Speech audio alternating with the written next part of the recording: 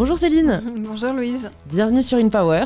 Je suis très heureuse d'échanger avec toi aujourd'hui. On avait déjà fait un petit live. Peut-être qu'il y a des personnes qui nous écoutent, qui l'ont regardé. Et je sais que ça avait inspiré beaucoup de gens. Donc voilà, pour celles et ceux qui ne te connaissent pas encore, est-ce que tu peux te présenter de la façon dont tu le souhaites ? Avec plaisir. Donc, je m'appelle Céline Lazart et je suis entrepreneur.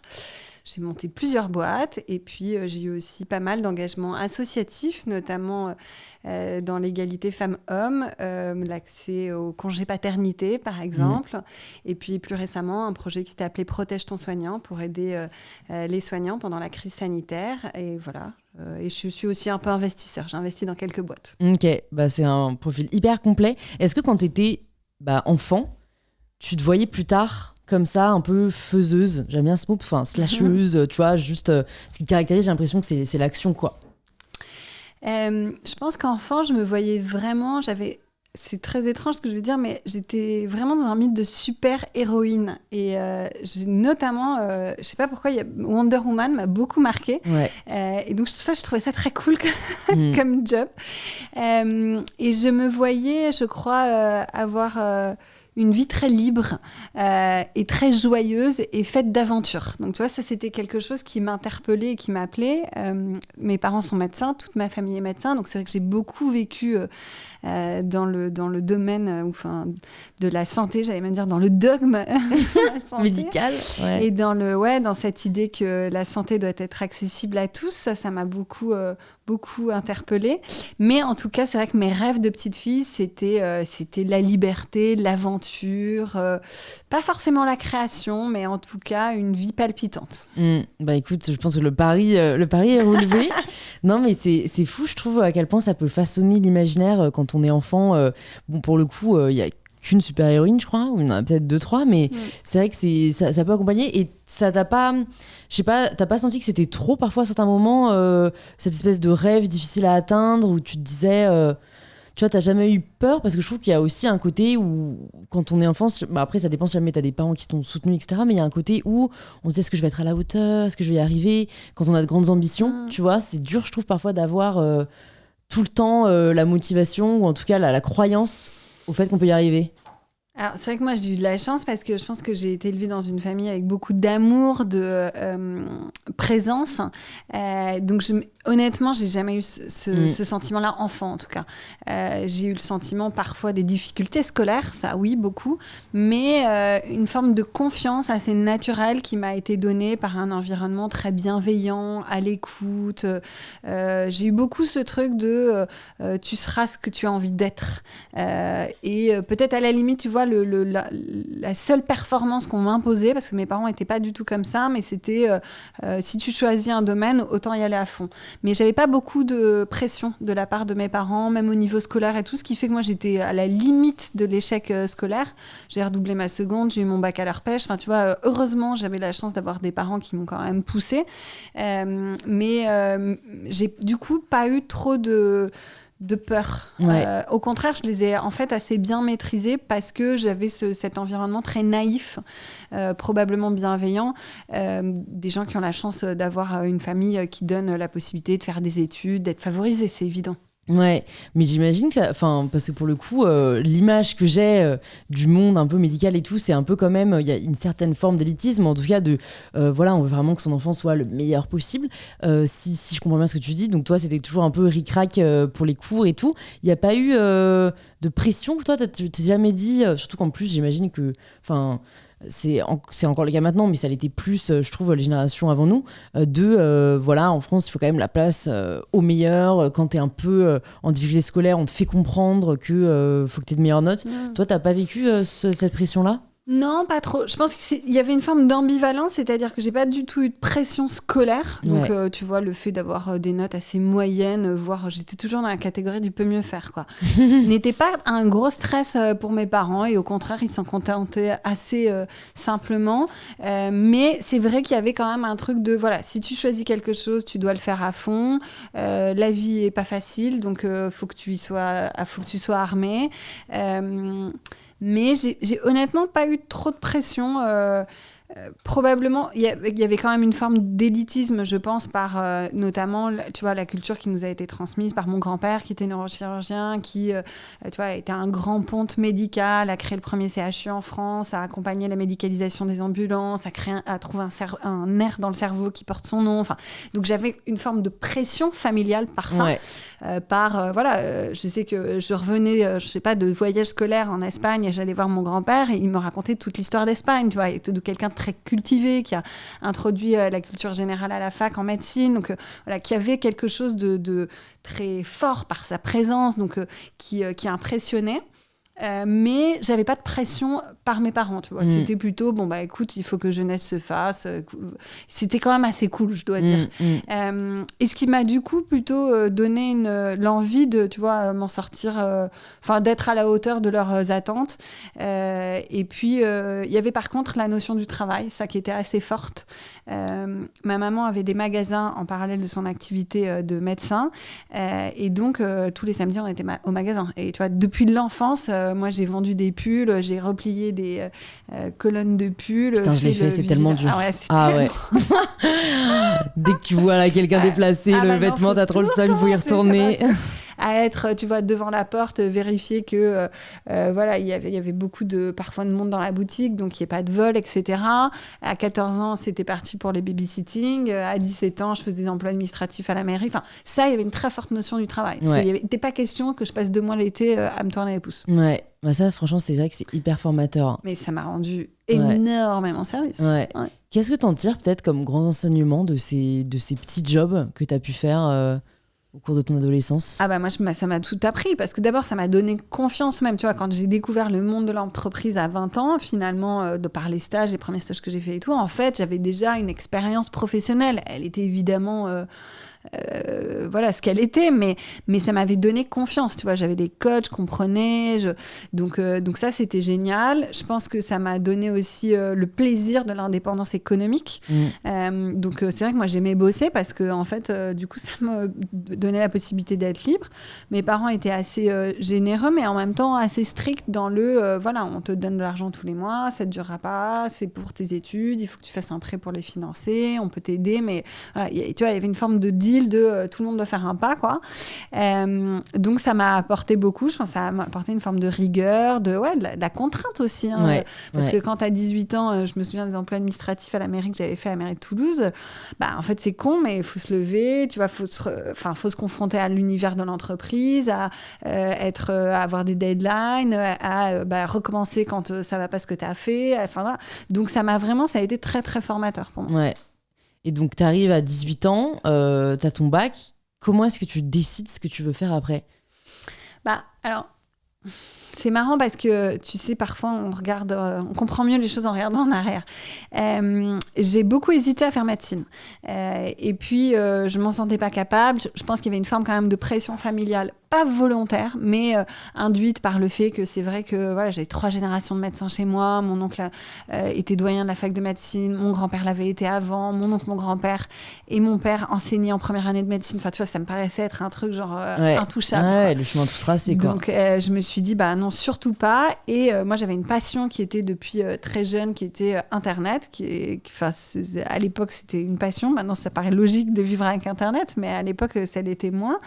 Et donc, je voulais absolument, et j'étais très attirée par les maths, et donc je voulais absolument travailler dans le domaine d'Internet, je savais pas bien quoi, ni comment, ou de l'informatique, etc. Et donc, j'ai fait une classe prépa à EPITA, l'école d'ingénieur en informatique, parce que, en fait, c'est vrai que pour mes parents, si tu faisais pas la fac, pour eux, c'était vraiment l'enseignement, on va dire, royal. Tu voulais être ingénieur, peut-être, faut faire une prépa en école d'ingé, bref, voilà, donc c'est ce que j'ai fait.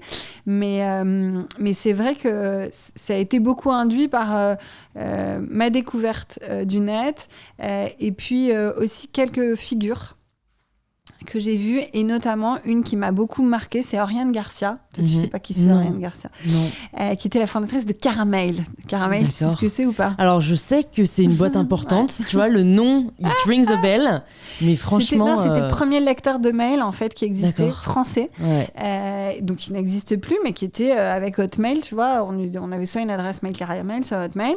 Et donc, je l'avais vue dans un interview sur M6, sur Capital. Et elle racontait le développement de sa boîte, son projet, et en fait je m'étais dit mais c'est ça que je veux être, tu vois. Et d'ailleurs je me suis pas dit c'est son job que je veux être, je me suis dit c'est elle que je veux être, tu vois. Ce truc de s'associer à quelqu'un, tu vois, elle avait l'air hyper libre, hyper entreprenante, plein de rêves, les réalisant, conquérante, enfin il y avait un truc, ça m'avait vraiment séduit. C'est vraiment ce rêve-là que j'ai poursuivi. Ouais, non mais c'est vrai que parfois il y a des moments qui nous marquent, et ça je trouve que c'est assez incroyable, le pouvoir du cerveau, quoi. Ça peut être une phrase que quelqu'un va dire, ça peut être une phrase qu'on va lire dans un livre. Il faut pas sous-estimer quoi, le pouvoir en effet des mots d'une personne, et je pense que là pour le coup les réseaux sociaux ouvrent vachement le champ des possibles. Donc t'entres en prépa d'ingénieur, après en école d'ingénieur. Non, j'abandonne en cours de route. Ah, tu abandonnes en cours de route, la prépa, ça te plaît pas? Je fais les 2 années de prépa et je rentre pas en cycle ingénieur, je trouve que c'est trop technique. Et donc je me réoriente à la fac pour le coup, et je fais un master 2 de gestion de projet informatique. D'accord, ok. Et du coup, tu finis tes études là-bas, ou après tu décides je continue. Alors du coup, pendant mes années de fac, donc là vraiment c'est hyper cool parce que j'ai 12 heures ou 15 heures de cours par semaine. Donc là c'est génial parce que je bosse tout le temps. Donc j'ai commencé à bosser vraiment juste après ma prépa, et donc j'ai enchaîné les jobs. J'ai bossé en agence de com, j'ai été tu vois, j'ai assisté à un député maire pour faire toutes ses presses, ses discours, etc. J'ai bossé pour Orange, j'ai vraiment, pendant toutes mes années de fac, tu vois, je ne faisais que bosser. Je cumulais les conventions de stage, vraiment, c'était un peu Joe la bidouille, quoi. Je faisais de la gestion de projet, je prenais à la fac, j'organisais des projets avec quelqu'un qui s'occupait du dev, quelqu'un d'autre du graphisme. Donc vraiment, tu vois, une sorte de mini-entreprise, quoi. J'aurais adoré avoir le statut d'étudiant entrepreneur si ça avait existé, ou ce genre de choses-là. Et puis ensuite, je me dis quand même, j'ai pas des super diplômes. En France, on valorise beaucoup les diplômes, et surtout, j'ai aucune formation économique, financière ou marketing. Donc, ce serait pas mal d'essayer de postuler pour un master spécialisé en école de commerce. Et donc, à ce moment-là, je finissais la fac. J'étais embauchée, j'étais en CDI dans une start-up qui s'appelle Aika, et je m'occupais du marketing. Enfin, plutôt, gestion de projet, marketing, etc. Product. Et je voulais voir d'autres choses, et donc j'ai déposé ce dossier pour entrer en école de commerce pour faire une dernière année, et donc j'ai fait, et c'est à ce moment-là que j'ai eu l'idée de Litchi. Voilà. Ok, donc quand même parcours un peu sinueux. Complètement sinueux. Au moins t'as touché à pas mal de choses. Non, mais moi j'assume complètement que ça a été presque chaotique, tu vois, c'est-à-dire que je savais pas très bien. En fait, j'avais du mal à trouver la limite entre je veux bosser dans l'univers du web sans forcément être moi-même développeur. Ça m'a beaucoup aidé d'avoir des compétences techniques, même encore aujourd'hui. Tu vois, c'est un métier, un univers que je comprends bien. Maintenant, je ne fais pas des lignes de code, mais je comprends comment on crée une boîte tech, comment on crée une interface, quels sont les enjeux, comment on architecture, etc. Et en même temps, donc j'étais pas sûre, tu vois, vouloir être ingénieur. En même temps, je voulais travailler dans ces secteurs-là, puis c'était pas évident. Il y avait pas vraiment de formation, et je voyais bien quand même que tout ce qu'on regardait, c'était les diplômes, quoi. Donc je m'étais dit bon, faut que j'arrive à un peu tracer ma route dans tout ça, quoi. Ça a changé pour toi, ça, ou pas, le fait qu'on regarde les diplômes? Le fait d'en avoir un, ça a beaucoup changé, malheureusement, les choses. Non, mais est-ce que tu trouves qu'aujourd'hui, on est encore aussi regardant? C'est difficile à dire. Je pense malheureusement que oui. Franchement, de façon très transparente, moi, c'est un truc que je ne regarde jamais. Voire même, j'avais été assez extrême parce que je voulais plutôt ne pas recruter des gens de grande école. Alors, j'ai mis un peu d'eau dans mon vin avec le temps. Mais je pense quand même que c'est un truc qui est toujours très valorisé, oui, en France, malheureusement. En fait, je pense que ça dépend vachement du milieu. Parce que tu vois, au micro d'InPower, pour le coup, les grands dirigeants que je peux avoir, les grandes dirigeantes, elles me disent toutes pareil que toi, et même moi pareil, je regarde pas du tout ça, et je trouve que c'est tellement peu significatif. On regarde de la personnalité qui fait beaucoup plus, mais en fait c'est vrai que je pense que c'est des cas à part parce qu'on est dans l'entrepreneuriat et que on est des structures un peu agiles, mais dans les grands groupes ils doivent rendre des comptes, et puis limite je crois que c'est même proportionnel à ton salaire, enfin c'est assez dingue. Ta grille de salaire, elle est en fonction de ton école. C'est dingue quand même. On est à la limite de la caste quand même. Non mais c'est ça, parce que quand on y pense, c'est absurde. Enfin, je veux dire, tes compétences ne sont pas liées à l'école que t'as faite. Enfin, et puis toutes les soft skills, elles sont pas du tout valorisées. Tu vois, du coup. Soft skills, pour le coup, qu'on n'apprend pas du tout assez, je trouve. Ah bah pas quasiment très peu en tout cas, ou pas suffisamment, mais même au-delà des écoles, même tu vois, moi je m'intéresse beaucoup à l'éducation parce que j'ai un petit garçon de 2 ans. Je trouve que c'est des choses qu'on valorise pas du tout dans le parcours scolaire, le fait de savoir s'exprimer, la bienveillance, l'écoute, et pourtant c'est probablement ça qu'on utilise le plus en entreprise, la créativité, tu vois. C'est quoi les soft skills qui t'ont le plus aidé dans ton parcours ou au cours de ta vie? C'est la créativité. La créativité. Et est-ce que tu te considérais comme telle, tu vois, au sortir de tes études? Alors c'est très marrant, j'ai mis très longtemps à prendre conscience du fait que j'étais quelqu'un de très créatif. Mais je pense que j'en ai pris conscience, tu vois, il y a 2 ans peut-être. C'est-à-dire que c'est que j'étais toujours très attirée par le monde de l'art, par la peinture, par le fait de dessiner, mais je me suis jamais rangée dans la catégorie créative. Pour moi, j'étais rangée dans la catégorie, même si je devais en avoir une, c'est matheux, tu vois. Voilà. T'as lu Mindset de Carol Dweck? Ah non, je l'ai pas lu. Ah bah lis-le. Voilà, désolée, je coupe souvent la parole. Je vais me calmer. Non, mais t'as raison. Je vais surtout le noter avant qu'on parte. Donc, tu te considérais comme telle. Enfin, tu vois, moi, j'étais plutôt dans la catégorie, limite des scientifiques, j'en sais rien, ou faire des rationnels, tu vois. Et puis, c'est vrai que j'ai beaucoup aimé les maths quand j'étais plus jeune, bref. Et puis, donc, il y a 2 ans, j'ai quitté l'aventure de Litchi. Et c'est assez marrant parce que tu vois, moi j'y ai passé 10 ans, de l'âge de 26 à 36 ans. Et en partant, j'ai vraiment eu le sentiment d'avoir enlevé ma cape de super-héros et de l'avoir mis sur les épaules des personnes qui ont repris la suite en tant que dirigeante, donc Alix et Romain. Et du coup, tout d'un coup, je me suis dit, mais en fait, qui je suis, tu vois? Si je ne suis pas Litchi, et alors qu'en plus, c'était une boîte que au démarrage, j'ai beaucoup personnifiée, voilà, pour plein de raisons. Mais qui je suis, moi, Céline, si je ne suis pas Litchi? Et même souvent, parfois, les gens m'appelaient Litchi, tu vas me dire c'est toi Litchi ou Céline de Litchi, tu vois, c'est un truc qui m'exaspère. C'est horrible, moi je m'appelle Céline Lazare, quoi. Tu vois, ou Céline si tu veux, et donc tu vois, et est revenu assez naturellement par la pérégrination, le fait de prendre du temps pour soi, de voyager. J'ai eu cette chance de me dire mais en fait je suis quelqu'un de très sensible, de très créative. Et il n'y a pas très longtemps, donc comme j'ai remonté une nouvelle boîte, Résilience, je me suis dit là je vais faire les choses un peu différemment, je vais prendre un coach, tu vois, et c'est chose que des entrepreneurs font beaucoup. Et donc le coach d'entreprise m'a proposé de faire un TMA, c'est un test qui en gros voit tes talents profonds. Et le truc qui est ressorti le plus, c'est que j'étais quelqu'un de très créatif, tu vois. Mais il a fallu, tu vois, que je fasse tout ce cheminement pour en arriver à prendre conscience. C'est difficile, en fait, d'apprendre à se connaître. Je pense qu'on passe une vie à se comprendre et carrément. À se découvrir. Mais je me suis toujours demandé, en effet, ce qu'apportait un coach. Et c'est vrai que de l'extérieur, ça donne assez envie. Bon, après, je pense qu'il faut tomber sur des personnes vraiment compétentes et surtout bienveillantes. Ça t'a apporté quoi de travailler avec ce coach? Avant, tu n'avais jamais fait appel Non. J'avais jamais bossé avec des coachs et en fait j'étais bête mais heureusement je m'en suis rendu compte. Voilà, jamais trop tard. Exactement, pour changer d'avis. Et donc non, je continue là, tu vois, je le vois entre une fois par semaine, une fois tous les 15 jours, ça dépend. Et j'ai pris conscience que le rôle de dirigeant, c'est quelque chose qui s'apprend et c'est un métier et il y a des compétences et il y a, tu vois, des outils. Et que quand tu les as pas appris à l'école, quand t'as pas un livre en permanence à côté de toi, genre comment je structure mon comex, comment je gère une difficulté financière, RH, etc., c'est aussi bien de s'adresser à quelqu'un qui a développé des méthodes, etc. Et c'est aussi un accompagnement personnel. Donc moi, je trouve ça absolument passionnant. Je pense que ça m'enrichit énormément, que ça nous permet de gagner beaucoup plus de temps pour la boîte et moi, tu vois, de perdre moins de temps. Ouais. Non, j'avoue que ça doit être assez fascinant. Encore une fois, oui. En fait, je vois ça un peu comme une capacité à continuer à apprendre et à grandir. Même si quand on est livré à soi-même et quand tu l'avais pas, tu vois, au final, tu t'en es quand même bien sorti. Mais bon, c'est plus rassurant peut-être d'avoir quelqu'un où tu te dis...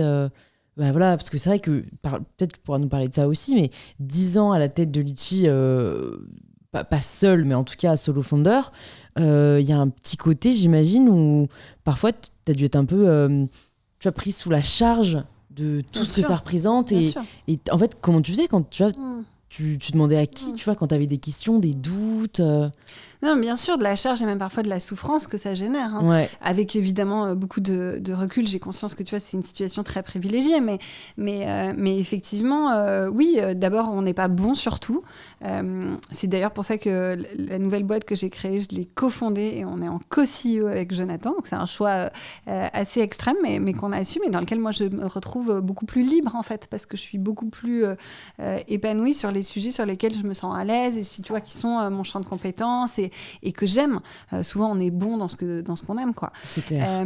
Donc c'est vrai que mon aventure chez Litchi, elle était passionnante et j'ai eu la chance d'être entourée de gens exceptionnels, d'avoir construit une équipe qui est restée dans le temps, beaucoup à mes côtés, mais je me suis sentie très seule et je me suis sentie parfois de devoir endosser un rôle, tu vois, et une forme de responsabilité, de choses sur lesquelles j'étais pas forcément à l'aise et souvent, enfin parfois plutôt, je l'ai fait dans la souffrance parce que je me suis dit, faut bouge-toi le nez, faut y aller, quoi. Et comme j'ai une forte je pense résilience et capacité, tu vois, à travailler et même à probablement à souffrir, donc je l'ai fait comme ça, mais du coup je l'ai fait the hard way, tu vois. Je l'ai pas fait et d'ailleurs c'est ce que j'aspire aujourd'hui avec cette nouvelle boîte, c'est le faire de façon plus, tu vois, probablement plus ronde, plus douce, plus épanouie, à un rythme différent, et c'est la chance aussi que j'ai, c'est avec beaucoup plus de moyens et donc du coup c'est plus facile. Non, je comprends moi, à chaque moment de vie, je pense que voilà, et j'ai aucun regret parce que j'ai énormément appris. Mais c'est vrai que je me suis souvent sentie seule. Et parfois, je me suis dit... Et d'ailleurs, j'ai pas répondu à ta question, comment je faisais dans ces cas-là. J'ai cette chance extraordinaire qui est que la famille, l'écosystème des entrepreneurs est assez soudé, assez ouvert quand même, et que du coup je me suis toujours tournée vers mes pairs et j'ai toujours pris contact avec d'autres entrepreneurs, soit que je connaissais bien, soit que je connaissais pas, pour demander de l'aide et comprendre comment eux ils avaient fait. Donc tu vois, c'est souvent les gens qui sont un peu à l'étape d'après toi et d'aller la rechercher et de leur dire tel et tel point là, genre comment je le gère parce que c'est rude, et en fait ça m'a énormément appris. Et puis maintenant il y a même des associations, tu vois, qui ont finalement un peu fédéré ça. Donc je fais notamment partie du Galion, et moi les moments au Galion c'est une sorte de, tu vois, là je sais que chaque année j'y vais au mois d'octobre, je fais un Galion break et j'y pense déjà maintenant en me disant génial, tu vois, ça va être une sorte de moment où j'apprends, où je me nourris des autres, et ce que j'ai beaucoup toujours aimé avec les entrepreneurs, c'est qu'il y a une forme, la plupart du temps en tout cas, de sincérité dans ce qu'ils vivent, dans les difficultés, et en fait ça c'est génial parce que tu te nourris comme ça, quoi. Enfin en tout cas moi c'est par l'expérience des autres que ça m'a permis d'apprendre.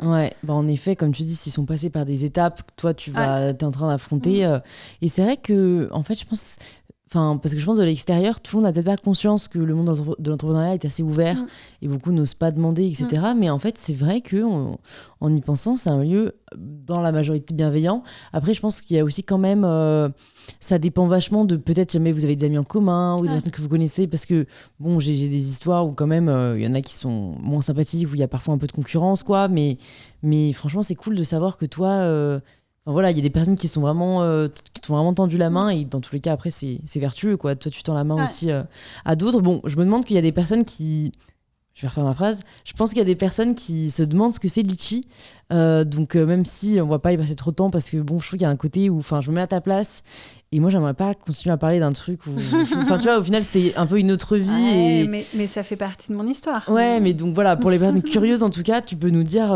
juste ce que c'est et voilà comment tu l'as créé et comment ça s'est développé. Donc Litchi, c'est un site qui permet de collecter de l'argent à plusieurs, donc une cagnotte en ligne.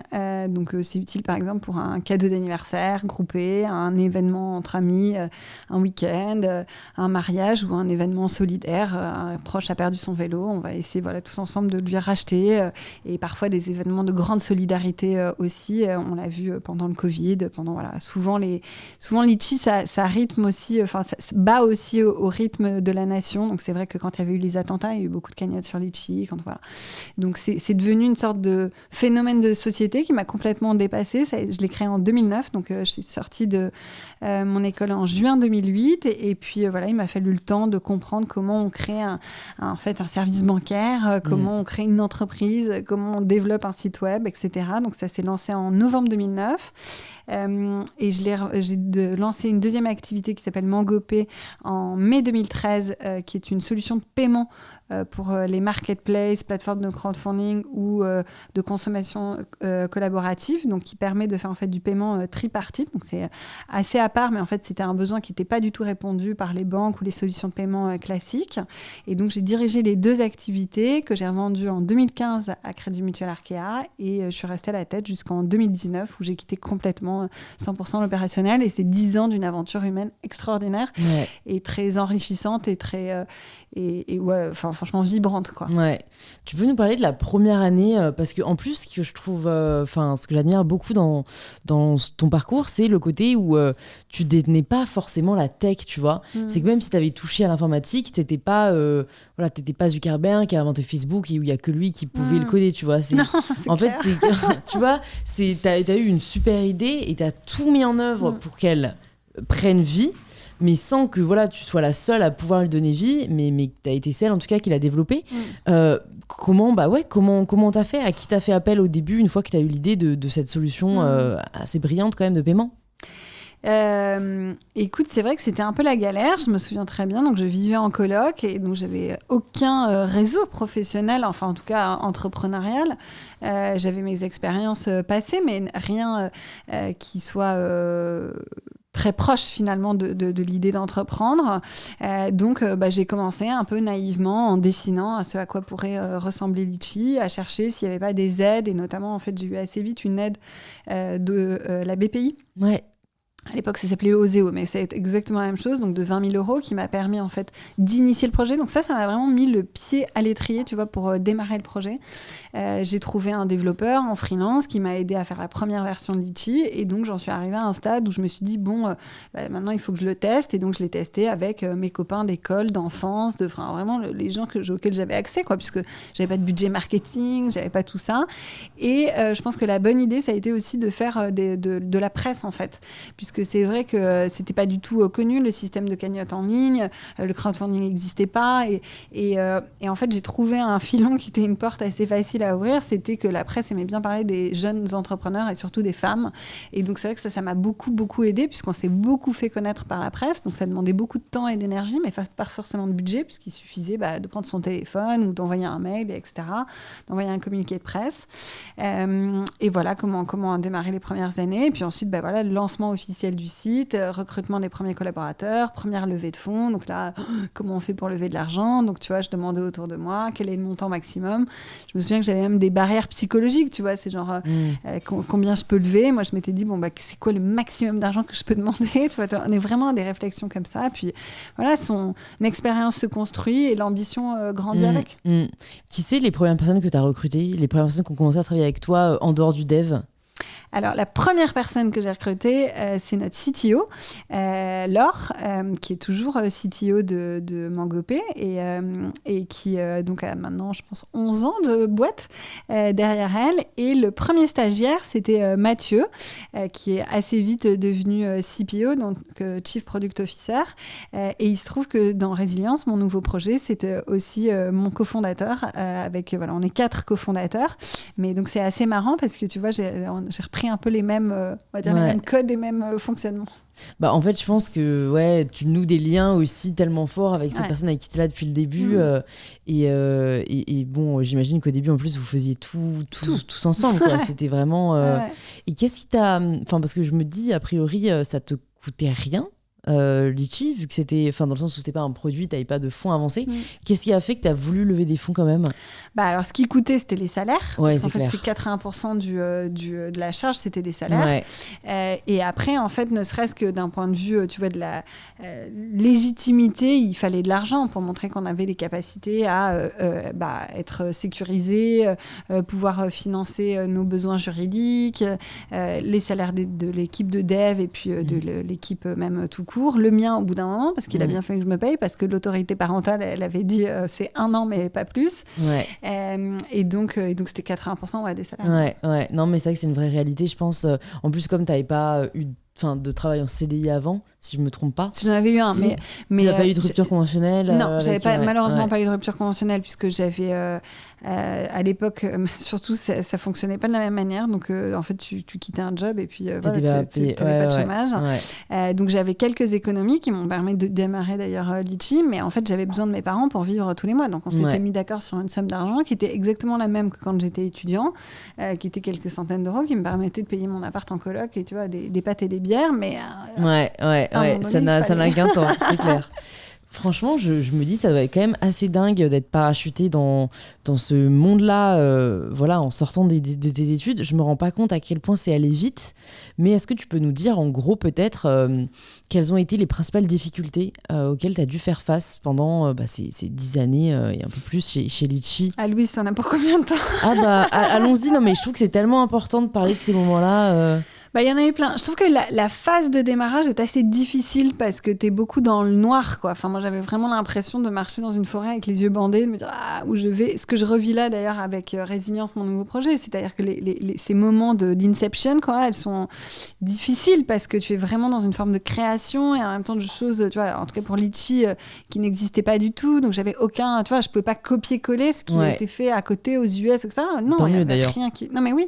Mais du coup, ça me posait beaucoup de questions de quel doit être le parcours client, tu vois, comment tu crées, est-ce qu'on fait tout sur une page, est-ce que c'est fait en plusieurs étapes, comment tu payes, enfin, tu vois, ça posait beaucoup de questions sur le user experience et puis l'interface que tu dois créer, etc. Donc ça a été une vraie première difficulté, je pense, la phase de conception et d'en arriver à un premier POC.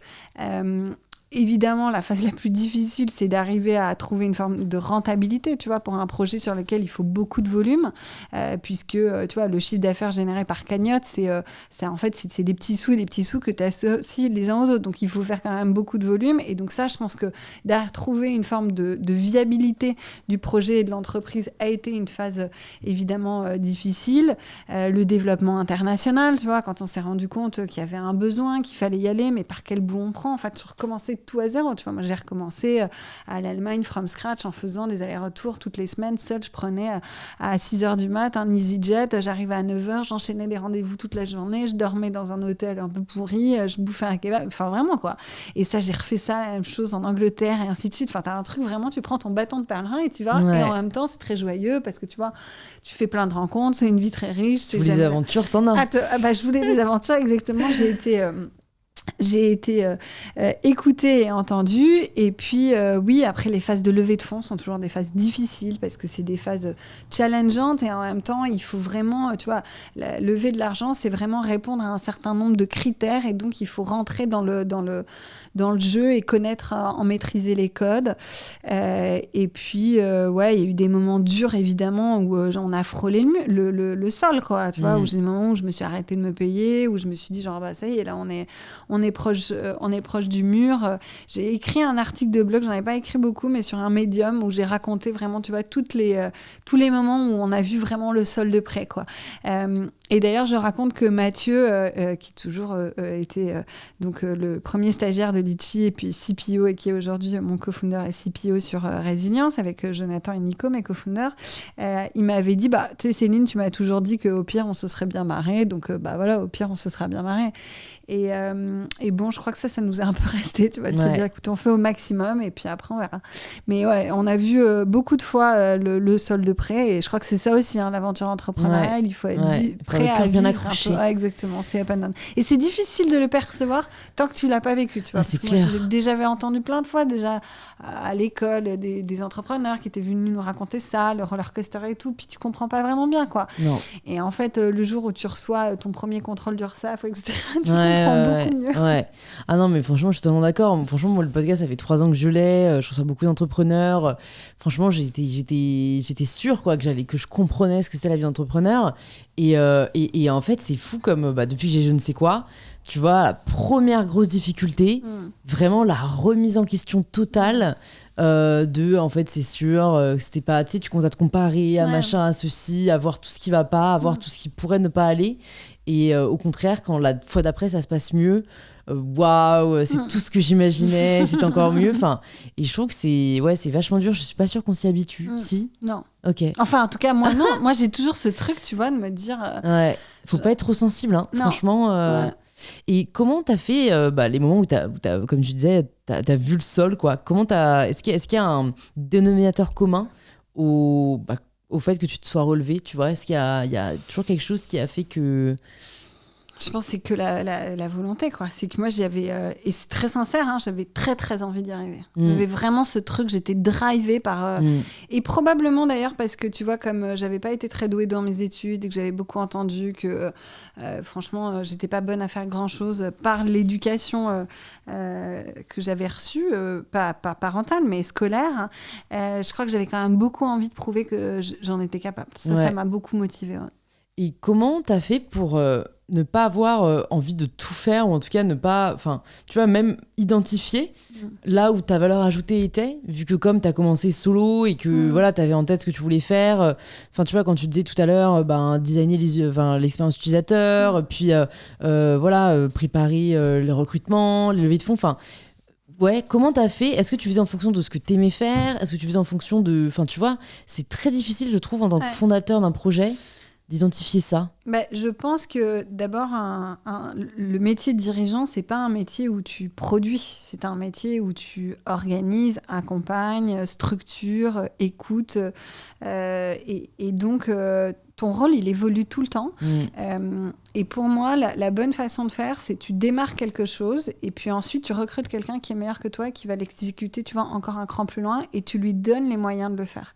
Donc, pour moi, c'est vraiment que de la structuration. Tu vois. Donc, moi, je suis quelqu'un d'assez structuré et c'est vrai que dans mon esprit, tu vois, tu construis des choses. Par exemple, tu vois, à Résilience, j'ai beaucoup travaillé sur l'identité de la marque, sur son ADN, qui était Résilience, tu vois, qui est un projet dans le domaine de la cancérologie. Et du coup, c'était la question, c'est comment on va positionner Résilience, quel est son rôle. Et ma réflexion, ça a été, tu vois, de construire une sorte de sage qui est là pour transmettre de l'information, pour aider les patients, pour qu'ils comprennent mieux leur maladie, pour aider les oncologues, pour améliorer le choix du traitement en cancérologie. Et donc, tu vois, tout ce travail-là de réflexion, je l'ai fait. Et aujourd'hui, je suis en train de recruter quelqu'un pour m'accompagner sur le community management et le content, par exemple. Tu vois, donc, à chaque fois, je fais cette démarche-là d'initier les choses, structurer, recruter quelqu'un qui a de meilleures compétences que moi, et ensuite mon rôle c'est que de lui donner les moyens de bien faire son job. Ça peut être des moyens financiers, ça peut être des moyens de coaching, de formation, d'équipe, de temps, d'écoute. Ok, non mais très belle leçon je trouve, parce que je sais pas, en fait je pense que moi j'ai un biais où j'aime tellement faire. Mais ça c'est bien sûr, mais on est tous pareils. C'est rassurant. Mais donc il y a pas le choix quoi, il faut accepter le fait que tu feras plus et que quelqu'un d'autre va le faire, probablement différemment, peut-être au début moins bien même.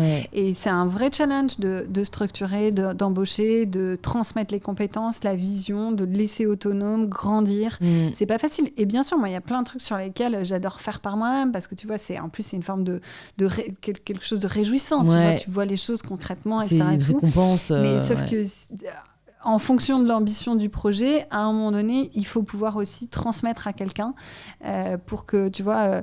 donc, Hubert, le coach, il nous a appris un truc que j'ai trouvé génial, c'est plan, do, act, control. Et donc, plan, tu vois, tu dois le faire avec tes collaborateurs. Do, ça doit être réalisé par la personne pour qui c'est la mission. Act, pareil, puisque tu vois, il va prendre des décisions. Et contrôle, ça veut dire que de temps en temps, tu peux aider, tu vois, en faisant une réunion pour faire un point de où est-ce que ça en est, apporter du soutien, et ainsi de suite. Ouais, c'est suivre un peu, comme tu dis, des méthodes qui permettent peut-être de savoir où on va. Et bon, après, le recrutement, c'est sûr que c'est clé.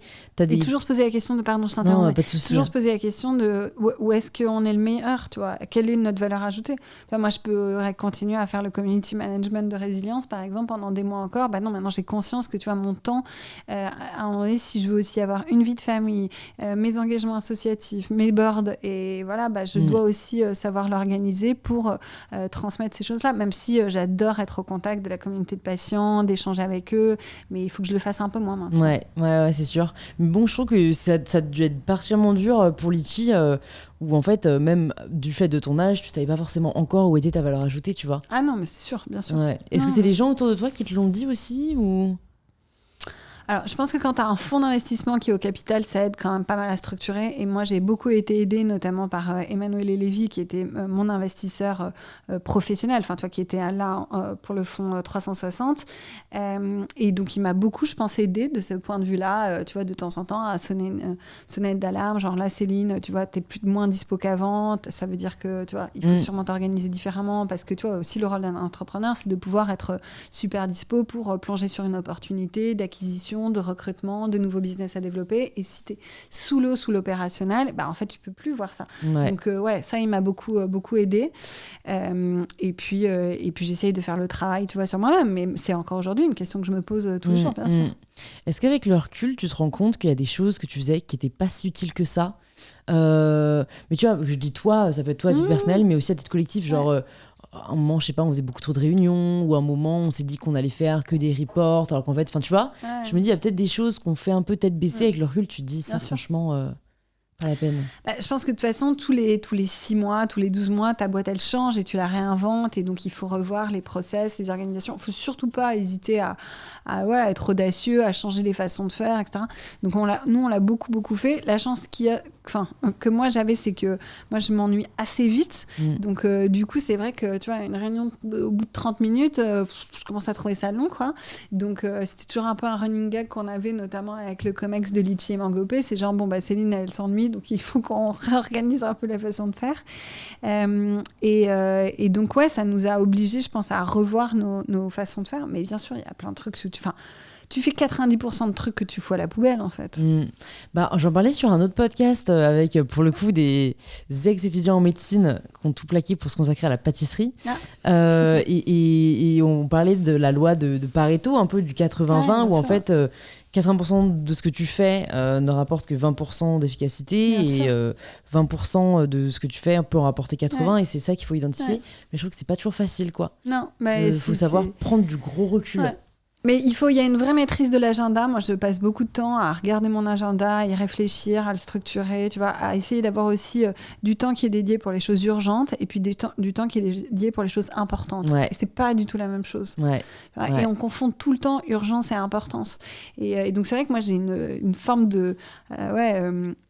exigence avec mon agenda, et je sais, tous les soirs je regarde ce que j'ai le lendemain à faire. Enfin, je veux vraiment être dans la maîtrise de comprendre où je passe mon temps, et ça me permet d'être à la fois dans le court terme et l'immédiateté, et en même temps dans le long terme. Et tu vois, par exemple, avec mon associé, avec Jonathan, donc mon co-CEO, on se parle tous les jours. Lui, il vit à Madrid, on se parle tous les jours, on est tout le temps aussi dans une phase de réflexion, tu vois. Donc c'est ça qui est difficile dans la vie d'entrepreneur, c'est que parfois tu es en train de faire un post Instagram, de répondre à quelqu'un dans l'urgence, et tu vois, de faire des badges par exemple, et d'autres fois tu es une heure après en train de discuter avec ton associé de comment tu vas changer le monde, quoi. Et en même temps, c'est ce grand écart qui est génial et qui est hyper excitant. Ouais, c'est vrai, qui est un peu schizophrène aussi, mais totalement schizophrène. Comme tu dis, au moment on te donne de tout, mais je crois qu'on a peu souvent parlé d'agenda sur le podcast, donc ça m'intéresse. Est-ce qu'il y a pareil, de fait de ton expérience, des petits tips que tu peux nous partager, ou en tout cas comment peut-être l'organisation, tu vois, a évolué au fur et à mesure? Est-ce que maintenant tu fais en sorte de... Tu vois, moi il y a un truc que je me dis de plus en plus, parce que pour le coup j'ai aussi plusieurs activités, et je pense que je suis très mauvaise pour savoir ce qui est important ou urgent, c'est-à-dire que je vais faire ce qui est important pour moi, mais voilà, pour moi répondre à un message d'une CIS, ça peut être plus important que finir mon mémoire en Sciences Po, tu vois. Donc je pense qu'il faut un peu revoir ses priorités. Et si donc... tu fais l'important plus que l'urgent, c'est plutôt mieux que l'inverse. Ouais, c'est sûr, mais bon, c'est juste la notion d'important, tu vois, elle est relative, mais en tout cas je me dis, est-ce qu'il faudrait pas que je consacre une demi-journée? Je m'étais dit ça, il y a 7 jours dans une semaine, 6, j'essaie de prendre mon dimanche off maintenant, et où lundi matin ça va être dédié à brainstorm, lundi après-midi rencontre avec, tu vois, mardi préparation du podcast. Je me dis c'est peut-être rassurant en fait, parce que moi j'ai vraiment l'impression d'être toujours genre, oh faut que j'envoie le message à telle personne, ah mais il y a aussi ce projet, ou il y a ci, oh mais il y a ça, et donc vraiment t'as vite l'impression d'être noyé, quoi. Alors, je pense qu'il n'y a pas une seule méthode, il y en a plein et qu'il y a celle qui te correspond. Moi, j'ai du mal à bloquer les demi-journées. Je trouve que c'est lourd, tu vois. Parce que du coup, passer 4 heures concentré sur un truc, déjà, c'est intense. Ensuite, du coup, ça veut dire que pendant une semaine, tu vois, t'es pas dessus. Donc, moi, je fais plutôt par... tu vois, par exemple, je me consacre 1h30 par jour que je bloque dans mon agenda, qui sont des rendez-vous avec moi-même. Donc, j'appelle ça, moi, je mets mission résilience. Et donc, du coup, ça me permet d'avoir du temps pour, par exemple, tu vois, j'ai un board vendredi, de bosser sur les slides du board.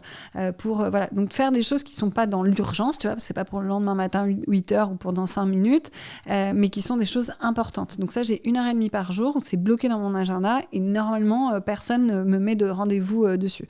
Je commence mes journées, tu vois, à partir de 8h30. Je peux faire des rendez-vous de 15 minutes. Alors, par téléphone, c'est plus facile, ou sur Zoom. C'est vrai que ça, pour le coup, je trouve que le Covid a vachement aidé au fait que, tu vois, tu sois plus efficace. Il faut aussi toujours garder du temps, tu vois, je sais pas si c'est un quart d'heure, mais avant, enfin, tu vois, peut-être t'enchaîner une matinée de rendez-vous, 15 minutes pour pouvoir faire tes mails, souffler. Il y a aussi le fait que, tu vois, d'être tout le temps derrière une conf call, ça demande vachement de focus et d'énergie mentale. Alors que ce qui n'était pas le cas avant, où tu avais quelque chose d'informel, de, tu vois, prendre un café, marcher, je sais pas, mais aller faire pipi, enfin, tu vois, des trucs un peu... Aujourd'hui, tu n'as plus le temps de faire, tu peux enchaîner 12 rendez-vous, tu es complètement aliéné et ça vide le cerveau. Après, moi, j'ai des jours un peu thématisés dans mon agenda. Donc, le lundi, c'est un jour qui est quand même plutôt dédié, tu vois, à l'équipe. Donc, on va faire un All-Hands avec toute l'équipe le vendredi matin. Donc, c'est 45 minutes où on est tous ensemble. J'ai mon COMEX aussi d'1 heure avec mes co-founders. Donc, j'ai vraiment ces temps-là. Normalement, le mardi, en fin de journée, j'ai deux one-on-one avec mes cofondateurs CTO et CPO, Nicolas et Mathieu. Et puis, tous les jours, en fin de journée, j'ai un call avec mon co-CEO, Jonathan. Le vendredi, je sais que, par exemple, c'est une journée plus cool. On a mis un truc en place dans la boîte, j'espère qu'on va le tenir, mais c'est le vendredi après-midi, c'est No Meeting Friday. Donc, il n'y a pas de rendez-vous. Personne de la boîte ne prend de rendez-vous. Et donc, tu fais ce que tu as envie de faire. Ça peut être de la formation, ça peut être bosser, ça peut être faire du sport, ça peut être partir en week-end, ça peut être voir tes enfants. Et donc, moi, j'alterne un peu, tu vois. C'est-à-dire que, du coup, le vendredi après-midi, je sais que, tu vois, ça va être cool à partir de 14h30. En ce moment, je suis une formation sur le cancer du sein avec un MOOC avec Coursera qui est proposé par l'Université de Yale. Je sais que j'ai 1 heure, tu vois, pour faire ça, que j'ai le temps de redescendre un peu mes mails, de préparer le début de ma semaine prochaine. Et j'adore ce moment, quoi. C'est hyper agréable. Donc, ça oblige, du coup, à mettre un peu tout le monde sur le même rythme. Mais c'est des choses qui se font. Le mercredi, on déjeune tous ensemble avec l'équipe. Enfin, tu vois, donc, on a vraiment des temps forts. Et en fait, ça permet de rythmer le vie de l'entreprise.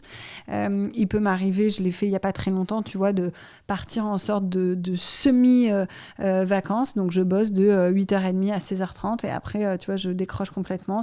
Voilà. Mais ça demande d'y consacrer beaucoup de temps et d'énergie. Tu vois, je fais des rendez-vous de 45 minutes normalement. Enfin, voilà, je peux continuer comme ça pendant longtemps. Mais moi, je pense que là, une bonne maîtrise d'un agenda, c'est une bonne maîtrise de son job de dirigeant. Ok, non, mais je comprends totalement. Et là, tu nous parles du coup de pas mal d'activités qui te demandent de l'énergie. Ouais. Est-ce que tu as réussi à identifier ce qui t'en donne ? Ouais. C'est une vraie question. Moi, je suis plutôt, même si ça va paraître étrange, de nature introvertie. Donc, en fait, moi, ça me coûte d'être expansive. Exactement. Et tout, ouais. Donc, j'ai besoin de moments de calme, en fait, et même de solitude. Donc, j'ai besoin de faire du yoga beaucoup. J'essaye de faire du sport, tu vois, 4 à 5 fois par semaine, parfois plus. Mon objectif, c'est de faire tous les jours, sauf un jour, pour faire un peu un temps de pause pour ton corps. Mais, donc, je fais pas mal de méditation. J'aime beaucoup marcher. Et ça, c'est un truc aussi qui, je trouve, avec le Covid, le confinement, est dur parce qu'on a moins d'opportunités pour aller d'un rendez-vous à un autre à pied. Ouais. Ça m'a beaucoup manqué. Ouais. Et puis, voilà, après, j'essaye aussi, les moments que je passe avec mon fils, c'est des moments qui me ressourcent, de famille et de voyage, beaucoup. Mais ça manque là en ce moment. Ouais. Mais c'est une très bonne question parce qu'on se demande pas souvent qu'est-ce qui nous ressource.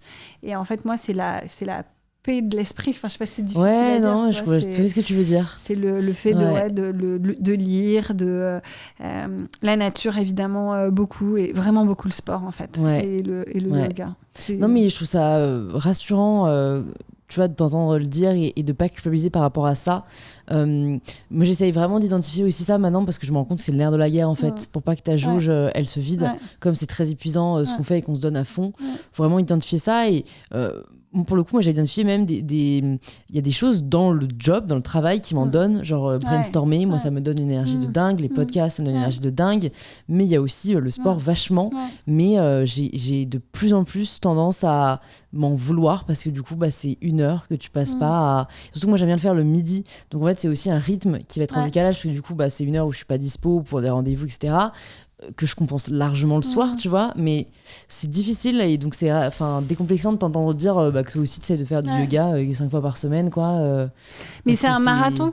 Et j'ai écouté le podcast de Christine Lagarde par Léa Salamé, et en fait elle donc qui est génialissime, et elle explique très bien d'ailleurs que tu vois, elle a dû avoir une hygiène de vie quand même assez stricte et sérieuse, parce que ça l'a beaucoup aidée. Et en fait, je pense qu'il n'y a pas de secret. Tu vois, les grands dirigeants, ils ont...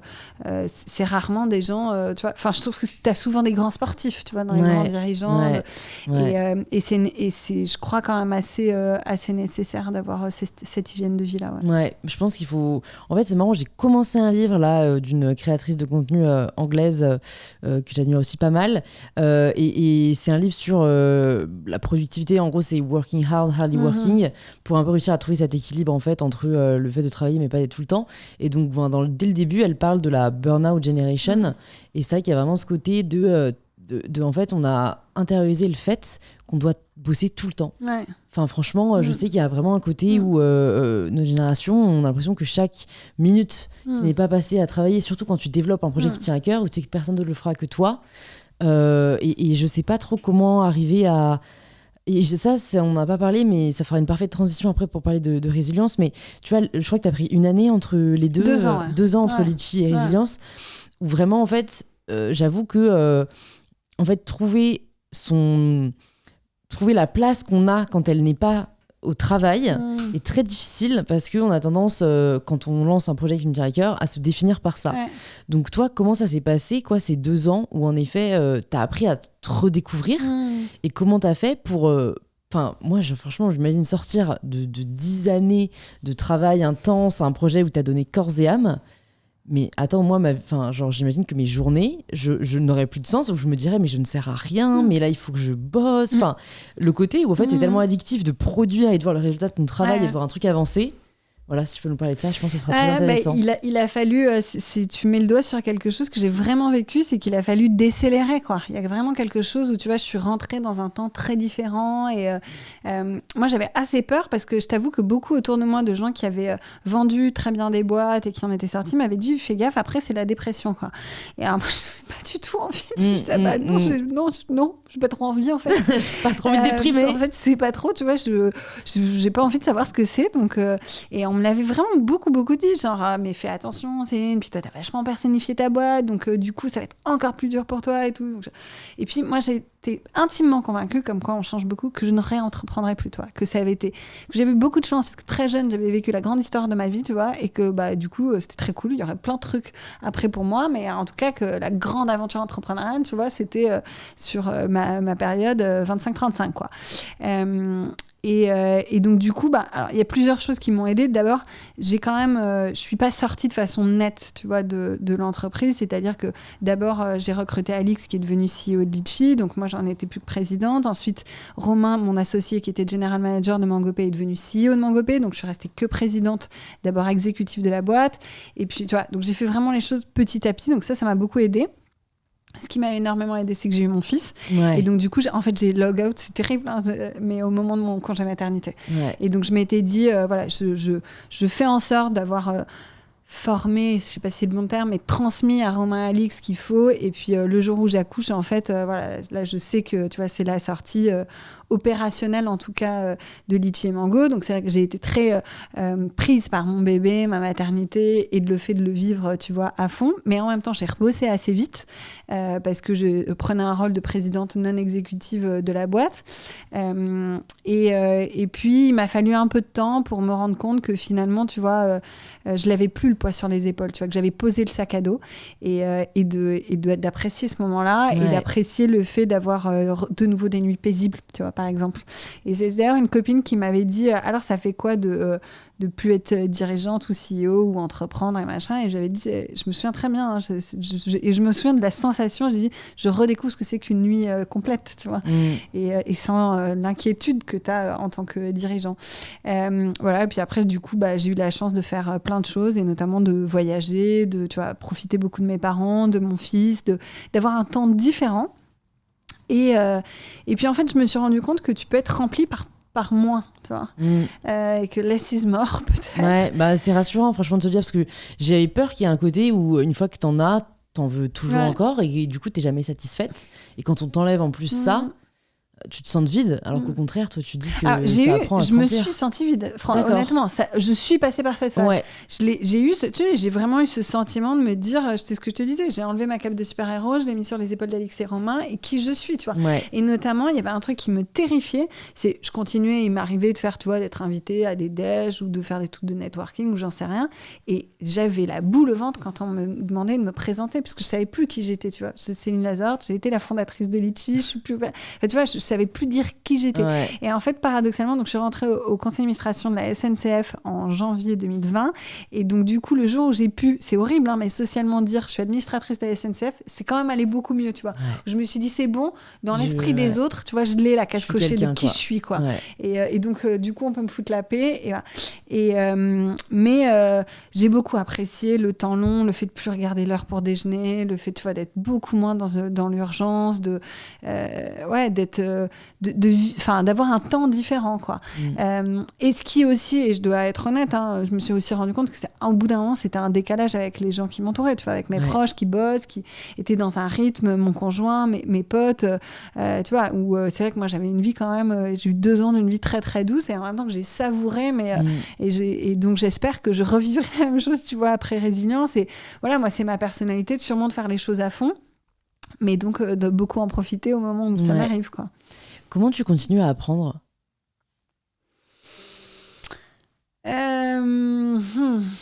C'est une bonne question. Comme je suis pas quelqu'un d'extrêmement académique, tu vois, je vais être... D'abord, j'aime pas lire des livres de développement personnel, c'est pas trop mon truc. J'aime beaucoup les podcasts. C'est vrai. Je suis très podcast. Je me suis même tentée à l'exercice d'un podcast, comme tu sais.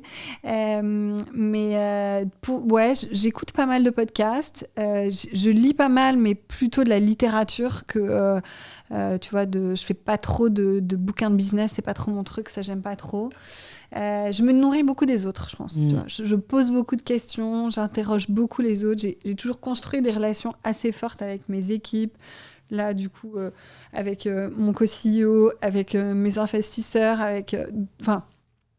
je suis beaucoup dans l'interrogation, dans la compréhension, d'aller chercher les autres. Tu vois, je fonctionne pas mal comme ça, quoi. J'ai besoin de comprendre un peu ce que les autres ressentent pour, tu vois, aussi faire évoluer ma réflexion. Et puis voilà, je crois. C'est déjà beaucoup. En effet, je pense que l'interaction avec les autres, c'est tellement... Et c'est ça, je pense, qui a manqué pas mal cette année, quoi. Et c'est pour ça que moi aussi, je dévore les podcasts, quoi, parce que je trouve que c'est une source d'accès à la connaissance, à la réflexion, qui est assez dingue et qui te fait voir même des univers que tu n'aurais pas vu autrement, quoi. Donc, c'est assez magique. Bon, alors, du coup, qu'est-ce qui a fait qu'à un moment, après ces 2 ans, tu t'es dit, là... Voilà, la mouche est revenue me piquer et même go back dans le secteur que tu avais évité à la base le secteur médical, quoi, parce que franchement, la cancérologie, moi je suis assez admirative. J'ai pas choisi simple. Écoute, c'est un peu l'histoire de la vie, c'est-à-dire que je te dis vraiment, moi j'ai dit à tout le monde, mais c'est fini, je ne réentreprendrai plus jamais. Et tout le monde riait d'ailleurs, tu vois. Et je disais non, mais c'est très très sérieux en fait, hein, vous n'avez pas compris. Par hasard, la chance du débutant m'a souri. Par hasard, je suis sortie sur le haut, tu vois, je vais surfer toute ma vie sur cette vague et ça sera génial. Et puis il se trouve qu'il y a eu la crise sanitaire et donc... avec d'autres entrepreneurs, on a eu envie d'être utile parce que on était terrorisés, et moi la première, de voir l'hôpital public s'effondrer en souffrance, de voir des soignants dans des difficultés terribles, évidemment beaucoup de souffrance chez les patients, malheureusement des morts. Enfin, tu vois, moi ça m'a vraiment empêché de dormir. Je me disais mais comment je peux être utile. Et donc, à quelques entrepreneurs, 7 exactement, on a créé le collectif Protège ton soignant.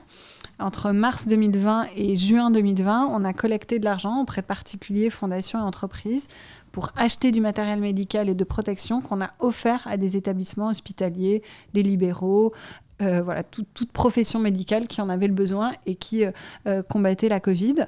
Et donc, il se trouve que le mouvement a pris beaucoup d'ampleur parce qu'on s'est retrouvés avec à nos côtés 140 bénévoles qui ont travaillé à temps plein. On a collecté 7,4 millions et on a livré à plus de 400 établissements du matériel, des millions de masques, des échographes, des pousse-seringues, ça permet d'équiper des lits en réa, etc. Et j'ai vécu une aventure extraordinaire, extrêmement entrepreneuriale en fait. Tu vois, on travaillait 8 heures à minuit comme des cons. Enfin, c'était puis en plus, là, avec l'incertitude hyper ever, intense. quoi. Ouais. On a acheté du matériel partout dans le monde. Qu'on faisait livrer, il fallait, tu vois, au milieu de la nuit, négocier avec des douanes. Enfin, ça n'avait aucun sens, quoi. C'était vraiment un truc complètement... hors de tout, quoi. Et puis évidemment, comme tout ce genre d'aventure, c'est que ça te donne beaucoup plus que tu ne lui as donné. Et donc moi j'ai re-rencontré, parce que c'est un milieu que je connaissais, mais le milieu médical, et j'ai été tellement émue des gens que j'ai rencontrés, de l'humanité, de la gentillesse, de la bienveillance. J'ai reçu des tonnes de lettres chez moi de services de réanimation, que ce soit infirmières, médecins, tu vois, agents de service qui... Non mais vraiment, tu vois, en revenant de vacances en septembre, je me souviens d'ouvrir des courriers de chère Céline Dazor, chère Protège ton soignant, un grand merci. C'était dingue. On avait, par exemple, je pense à un hôpital à Paris qui, tous les jours, le service de réanimation, quand on leur amenait du matériel médical, ils nous avaient fait des gâteaux chez eux pour nous remercier, tu vois. Donc, on repartait avec des gâteaux. Enfin, c'était franchement une aventure humaine incroyable. Et ça m'a appris plusieurs choses. Le fait que, en fait, je serais sûrement plus utile... tu vois, au monde de la santé, pas en tant que médecin, parce que je m'étais même posé la question de reprendre mes études après Litchi pour faire médecine, tu vois, donc ça ne m'avait pas quittée. Mais donc, je serais plus utile en tant qu'entrepreneur avec mes compétences, que j'avais très envie, du coup, de bosser dans le monde de la santé. Et puis, en fait, Jonathan, mon cofondateur, avait participé aussi à Protège ton soignant, et on s'était vraiment bien marrés ensemble. Il a un très beau parcours entrepreneurial dans les RH, et on était un peu au même timing tous les deux de nos vies. Et donc, on s'est dit, bah tiens, on a passé 4 mois à bien se marrer dans un secteur absolument génial avec des gens dingues, pourquoi on n'essaierait pas de tu vois, lancer quelque chose. Et du coup, à partir du mois d'octobre 2020, on a choisi la cancéro. Ça, c'est vraiment le seul choix qu'on a fait, en se disant le cancer, c'est la 2e cause de mortalité dans le monde. Ce sera sûrement un jour la première. C'est une maladie terrible. Je pense que tout le monde en a été touché, soit directement, soit indirectement, par le cancer. Moi, j'ai perdu un de mes amis d'enfance à l'âge de 24 ans d'un cancer des testicules, en plus, qui est normalement un cancer dont on ne meurt pas, ou en tout cas, enfin, c'est pas normalement, mais rarement en tout cas. Donc, j'ai été très marquée par cette histoire. Et donc, c'est vrai que voilà, c'était le seul choix finalement qu'on a fait, c'est de se dire, essayons le secteur de la cancérologie. On avait un copain hématologue qui avait en fait initié à nos côtés Protège ton soignant, qui s'appelle Thomas Clausel, qui a fondé une start-up, et il nous a dit franchement les gars, si vous êtes intéressés par la cancéro, moi je vous mets en contact avec 10 grands spécialistes mondiaux de la cancérologie qui s'intéressent à l'intelligence artificielle et à la tech, et puis vous verrez bien s'il en sort quelque chose de ces entretiens. Et c'est vrai que Thomas nous a beaucoup aidés, tu vois, parce qu'il nous a offert toutes les portes de spécialistes en France, aux États-Unis, en Amérique latine, en Suisse, enfin vraiment partout. Et puis, on a fait une phase d'exploration. Et en fait, assez vite, on a compris que c'était les outils qu'il fallait réinventer et la façon dont on trouve l'information. Puisqu'en fait, il existe maintenant des centaines de traitements différents quand on a un cancer. La communauté scientifique produit beaucoup de connaissances. Et en fait, ça devient difficile pour un cancérologue de trouver toujours la meilleure information, le meilleur traitement. Donc, Résilience est un outil qui les aide dans le choix de la décision du traitement thérapeutique pour un patient. Basé sur de la similarité patient, on utilise le machine learning, donc c'est assez technique. Et côté patient, on développe une application qui les aide à mieux comprendre leur maladie, parce que notre conviction, c'est qu'un patient qui est mieux informé, il est mieux soigné, et donc de lui permettre de mieux vivre sa maladie, notamment les effets secondaires, et puis de pouvoir, tu vois, en fait, être la passerelle entre le malade et le patient et son soignant, et transmettre l'information plus facilement. Donc vraiment, notre mission, c'est de réinventer la façon dont on soigne le cancer, très ambitieux. Donc voilà, il faudra probablement au moins 10 10 ans peut-être de nos vies, mais c'est un sujet qui nous passionne et on a la chance d'avoir très tôt d'avoir rencontré l'Institut Gustave Roussy, qui est un centre de recherche et de lutte contre le cancer français, qui est basé à Villejuif, qui est le 5e centre mondial de recherche, et de cofonder le projet avec eux, puisqu'on a, en fait, on a créé cette vision nous, on connaît rien à la cancéro, tu vois, en comprenant leur quotidien, en passant du temps avec eux, et donc on cofonde le projet avec eux, et donc eux ont l'expertise médicale et nous l'expertise, on va dire, tech ou intelligence artificielle. Et c'est pas trop compliqué de travailler du coup avec autant, tu vois, t'es passé de solo founder à t'as 3 autres cofondateurs, t'as un institut qui est, si je le comprends aussi, cofondateur. C'est pas trop compliqué. En plus, si t'es introverti, je sais pas, je me dis de passer de vraiment solo à collectif. J'imagine des avantages et des inconvénients dans les deux cas, quoi, mais ça doit pas être facile. Alors, en fait, je retrouve des codes assez similaires que j'avais auparavant dans Litchi, parce que c'est vrai que même si j'étais solo founder, on a beaucoup dirigé la boîte collectivement avec le comité de direction, le comité exécutif. L'écueil que je n'ai pas, c'est la charge mentale qui n'est que pour moi, donc ça c'est plutôt chouette.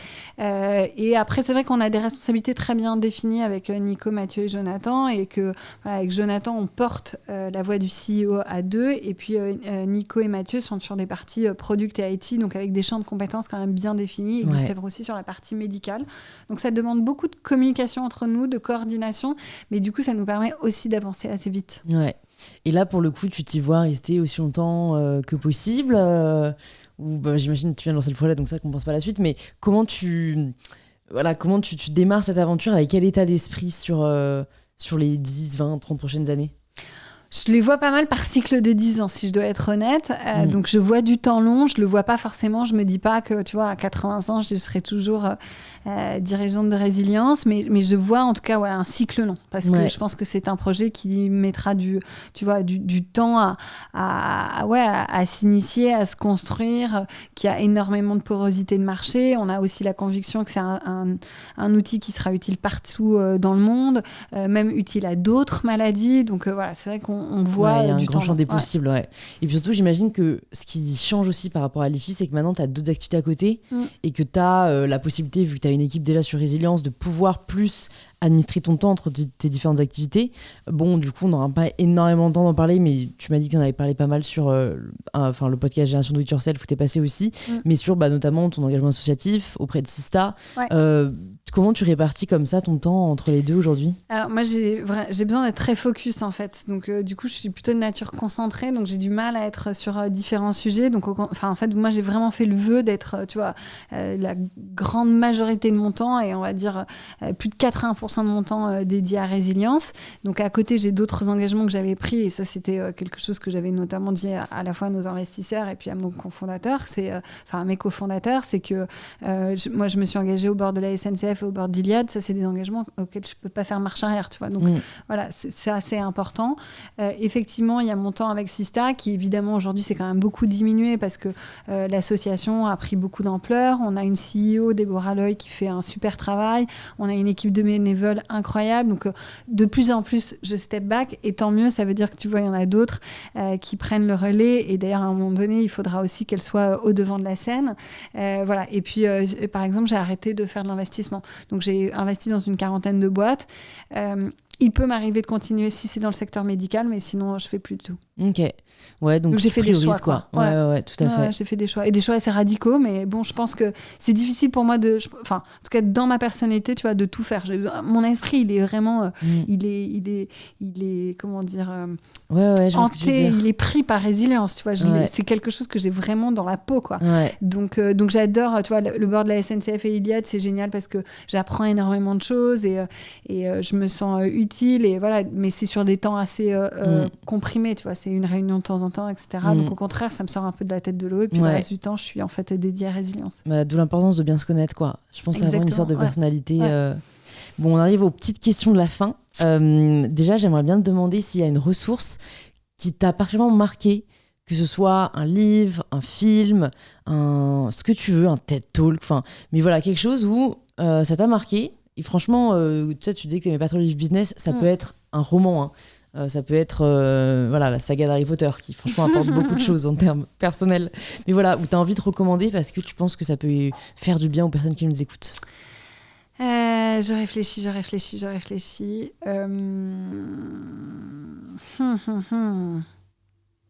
Un podcast que tu adores ou... Écoute, j'écoute pas mal de podcasts. En fait, ce qui est difficile, c'est d'en choisir un, je trouve. Tu vas regarder. On a parlé de Femmes puissantes. C'est vraiment un podcast que j'aime beaucoup. Je trouve que, tu vois, il donne le champ des possibles, quoi. Ouais. Et on nous le donne pas suffisamment. Et ça, c'est un truc quand même qui souvent m'exaspère un peu. Il y a un livre qui m'a énormément marqué, c'est King Kong Theory, évidemment, de Virginie Despentes, qui a quand même été un choc, je pense. Tu vois, écoute, je ne l'ai pas encore lu. Ah, c'est vrai. Tu me donnes envie de le lire. Pour moi, ça a vraiment été un choc dans la compréhension de la place des femmes aujourd'hui, quand même. Et parfois, on ne se pose pas de questions, quoi. Et j'aime bien ce qu'elle elle interroge beaucoup, tu vois, sur la façon dont la société est construite et en fait c'est ça que je trouve tu vois intéressant, c'est être en capacité de toujours se demander est-ce qu'on est au bout de nos libertés, tu vois, donc voilà. Après il y a évidemment les livres de Gaspard Koenig qui est un ami aussi et que j'ai beaucoup dont j'adore aussi les articles et qui interrogent aussi beaucoup, tu vois, les limites de nos libertés, de notre société, de comment on pourrait vivre mieux ensemble, tu vois, de façon plus libre.